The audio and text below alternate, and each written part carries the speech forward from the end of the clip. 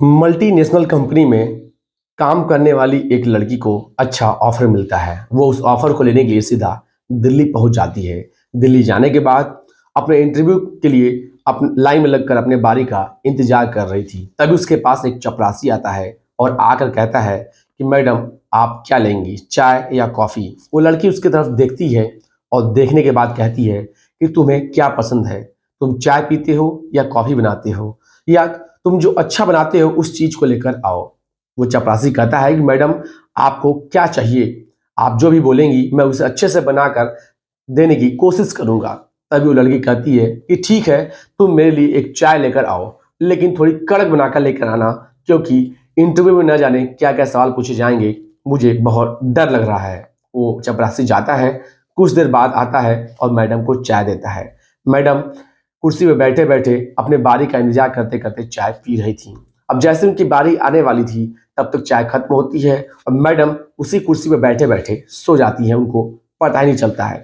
कई घंटे का वक्त बीत जाता है। करीब 12 से 15 घंटे बाद जब उनको होश आता है, तो पता चलता है कि वो एक बिस्तर पे पड़ी हुई थी और उनके तन पर एक भी कपड़ा नहीं होता है।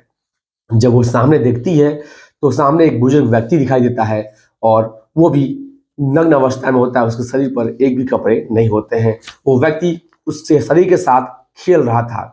अब वो लड़की विरोध भी नहीं कर पा रही थी, क्योंकि उसके शरीर में इतनी ताकत नहीं थी कि वो उसका विरोध कर सके। उसके जुबान में इतनी शक्ति नहीं थी कि वो चिल्ला सके, क्योंकि उसको उस चाय में कुछ ऐसे पदार्थ मिलाकर दे दिए गए थे जिसकी वजह से उसके शरीर की जो ताकत थी वो कमजोर हो गई थी।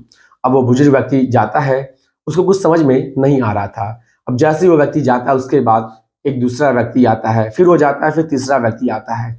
ऐसे ही लगातार लोगों के आने जाने का सिलसिला चल रहा था। करीब 15 से 20 लोगों तक तो उस लड़की ने खुद गिनती की थी। इसके बाद गिनती करना भी वो भूल जाती है। और जब उस लड़की को पूरी तरह से होश आता है, तो वो लड़की खाना मांगती है, उसको खाना भी नहीं मिलता है। वो पानी मांगती है तो उसको पानी भी नहीं मिलता है। कहती है कम से कम तन को ढकने के लिए कपड़े तो दे दो, लेकिन उसको कपड़े भी नहीं मिलते हैं। मिलती है तो सिर्फ उसको दर्द। वो जब भी मुंह खोलती, कुछ मांगती, उसे मारा जाता है, पीटा जाता है। अब लड़की समझ नहीं पा रही थी कि करे तो क्या करे। वो वहां से निकलने की तमाम कोशिशें करती है, लेकिन चौबीसों घंटे उस पर नजर रहती है, जिसकी वजह से वो निकल नहीं पाती है। जब वो लड़की वहां से बाहर निकलती है, तो इस बात की गूंज दिल्ली नहीं बल्कि आसपास के प्रदेशों में भी फैल जाती है। जिस प्रदेश की वो लड़की रहने वाली होती है, जो उस प्रदेश के लोगों को ये कहानी पता चलती है, तो उन्हें यकीन नहीं होता है कि किसी लड़की के मजबूरी का फायदा कोई कैसे उठा सकता है। नमस्कार, मैं विपिन। आज की जो सच्ची घटना मैं आपको सुनाने जा रहा हूँ, ये सच्ची घटना है। भारत की राजधानी दिल्ली का एक थाना लगता है कमला मार्केट। कमला मार्केट का ही एक इलाका है जीबी रोड। जीबी रोड पे एक कोठा है, कोठा नंबर 68। वहां से निकलकर एक व्यक्ति अपनी आवास की तरफ जा रहा था। वो दिल्ली के कलोबाग में रहता था। वो व्यक्ति वहां से निकलने के बाद एक फोन मिलाता है और फोन मिलाकर कहता है कि मैं अपने बारे में कुछ नहीं बता सकता हूँ। मैं आपसे पूछना चाह रहा हूँ कि क्या आप रानी के भाई बात कर रहे हैं। वो लड़का कहता है कि हाँ, मैं रानी का भाई बात कर रहा हूँ। आप कौन बोल रहे हो।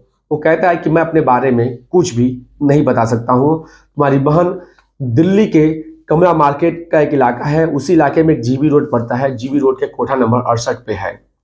वो बोलता है कि तुम्हें कैसे पता। वो बोलता है कि मैं 3 से 4 बार तुम्हारी बहन से मिलकर आया हूँ और तुमसे बात कर रहा हूँ। मैं बहुत शर्मिंदा हूँ, तुम उससे मिल लो, उससे बचा लो। इतना कहने के बाद वो फोन को काट देता है। दरअसल इस लड़के का जो नाम है वो रानी नहीं है, ये काल्पनिक नाम है। असली नाम मैं बता नहीं सकता हूँ।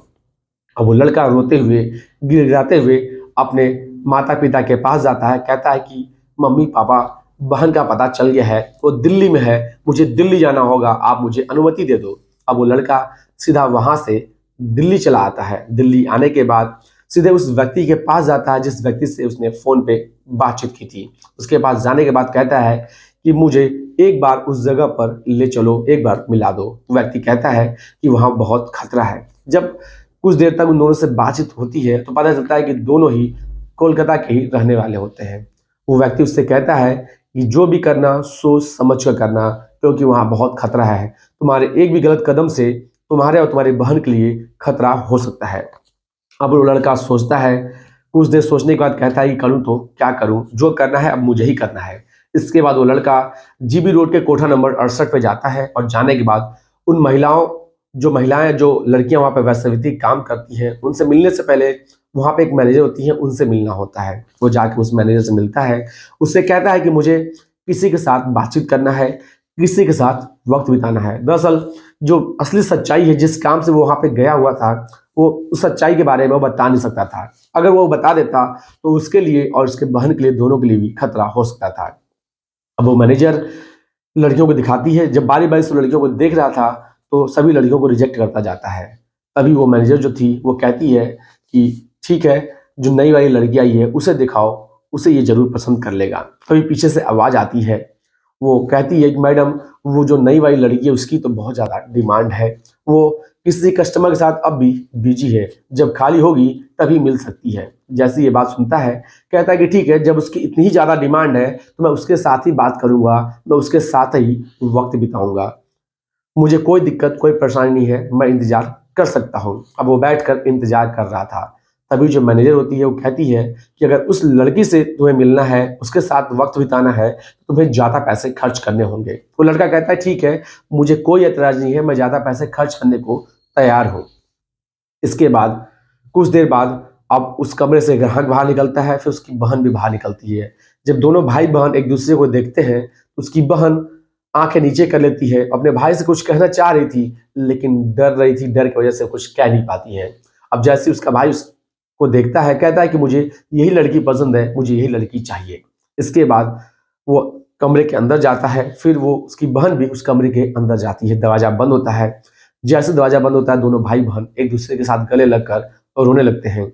हालांकि जब रोते हैं तो एक दूसरे के मुंह पे हाथ रख लेते हैं ताकि उनके रोने की आवाज़ बाहर न जा सके। अगर आवाज़ बाहर चली गई तो कोठे वालों को पता चल गया तो उनके लिए खतरा हो सकता है। काफ़ी वक्त लग जाता है। दरअसल कोठे पर जाने का एक निर्धारित समय सीमा होता है और वो उस निर्धारित समय सीमा से ज़्यादा का वक्त बिता चुका था। तभी जो कोठे की मैनेजर होती है वो जाती है और दरवाजा खटखटाती है। कहती है कि तुम अंदर इतनी देर से क्या कर रहे हो, बाहर निकलो। अगर 5 मिनट तुम बाहर नहीं निकले तो तुम्हें इसके डबल चार्ज देने होंगे। वो लड़का कहता है कि ठीक है, मुझे कोई दिक्कत कोई परेशानी नहीं है, मैं डबल चार्ज देने के लिए तैयार हूँ, लेकिन मुझे और वक्त बिताना है। इसके बाद वो दोनों भाई बहन, जब बहन उसकी कहानी बताना शुरू करती है तो दोनों दोनों भाई बहन रोने लगते हैं। वो बताती है, कहती है कि दरअसल जब वो कोलकाता के मल्टीनेशनल कंपनी में काम कर रही थी तो वहाँ पर उसकी एक दोस्त होती है जिसका नाम ज्योत्सना होता है। वो एक दिन उसके पास रोते हुए पहुँचती है, कहती है कि मुझे दिल्ली के मल्टीनेशनल कंपनी में एक अच्छा ऑफर मिला है, लेकिन मेरे घर वाले परिवार वाले जाने नहीं दे रहे हैं। वो कहती है कि क्या बात है, तुम्हें सैलरी तो यहाँ ठीक ठाक मिल रही है। वो कहती है कि नहीं, मुझे यहाँ तो 30 से 35 हज़ार मिल रहे हैं, लेकिन जो अच्छा ऑफर आया है वहाँ पे 1 लाख रुपए की सैलरी है। अगर जैसे जैसे वक्त बढ़ेगा वैसे वैसे सैलरी भी बढ़ती जाएगी, लेकिन मैं क्या करूँ, मेरे घर वाले मुझे जाने नहीं दे रहे हैं। ज्योत्सना की जैसी वो बात रानी सुनती है, वो कहती है कि क्या ये ऑफर मुझे नहीं मिल सकता है, ये नौकरी मुझे नहीं मिल सकती है। ज्योत्सना कहती है कि ठीक है, जब तुम करना चाहती हो तो ठीक है। दरअसल रानी को भी 30 से 35 हज़ार रुपये ही उस कंपनी में मिल रहे थे। अब इसके बाद ज्योत्सना उसको कहती है कि 10 जून 2019 को फला जगह पर, फला तारीख पर इंटरव्यू है, तुम रमजान के साथ दिल्ली चली जाना, ये तुम्हें दिल्ली लेकर चला जाएगा। अब वो रमजान के साथ दिल्ली चली जाती है। जाने के बाद उस कंपनी में अपने इंटरव्यू के बारी का इंतजार कर रही थी।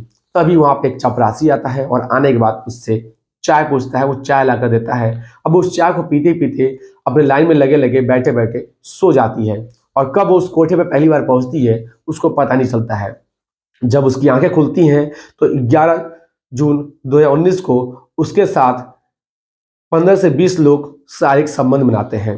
अब उसके शरीर में इतनी ताकत भी नहीं होती है कि वो चिल्ला सके और इसका विरोध कर सके। जब वो लड़की कुछ कहती, दरअसल उस लड़की को जब भी होता उसको मारा जाता है, पीटा जाता है। जब भी कुछ मांगती उसे नहीं दिया जाता, सिर्फ मारते हैं और पीटते हैं, यहाँ तक कि खाना भी नहीं देते हैं। दिया जाता है तो उसको एक नशीला इंजेक्शन दिया जाता है जिससे वो उत्तेजित होकर शारीरिक संबंध बनाए, ना कि शोर मचाए। अब जैसी उसका भाई ये सब कहानी सुनता है वो रो पड़ता है। उसको बताती है कि दरअसल जो लड़की थी वो काफ़ी पढ़ी लिखी थी और सुंदर थी। अब इसके वजह से जब भी कोई ग्राहक आते हैं तो उसको देखकर पहले नज़र में ही पसंद कर लेते और यही कारण था कि ज़्यादातर ग्राहक उसके साथ समय बिताते और ज़्यादा उसकी डिमांड होती। इस तरह से कोलकाता का रहने वाला एक व्यक्ति होता है, जो उसके पास एक दिन आता है, समय बिताता है, उसको अच्छा लगता है। अब दोनों एक-दूसरे से बातचीत करते हैं, तो दोनों पता चलता है कि एक ही प्रदेश के रहने वाले हैं। अब जो रानी होती है, उस ग्राहक को बाकी ग्राहकों से ज़्यादा तवज्जो देती है, ज़्यादा अहमियत देती है, ज़्यादा अच्छी सर्विस देती है।